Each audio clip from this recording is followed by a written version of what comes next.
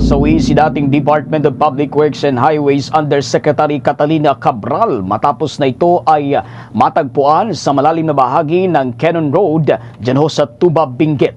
Kinumpirma ito ng kapulisan sa Benguet matapos ang insidente nitong hapon lamang ng Disyembre 18. Batay ho sa inisyal na investigasyon ng mga otoridad, patungo itong si Cabral sa La Union. Subalit pagdating dyan ho sa may bahagi ng Maramal Camp 5 at Camp 4 ay nagpaiwan ito ng pasado alas 3 ng hapon.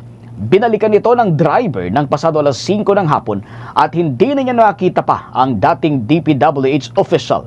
Kaya pagdating naman ng alas 7 ng gabi, ay nagpatulong ito sa kapulisan at doon nakita na wala na hong buhay si Cabral sa may lalim na 30 meters na bangin. Kasama nga si Cabral sa inirekomenda ng Independent Commission for Infrastructure ICI na makasuhan dahil sa pagkakasangkot nito sa mga anomalyang bumabalot sa flood control projects sa bansa. Dahil dito ay natasan na rin ng Office of the Ombudsman ang Benguet Police na itabi ang mga gadget at kagaya ho ng cellphone nitong si Cabral, habang patuloy naman ang ginagawang investigasyon ng mga otoridad sa naturang insidente.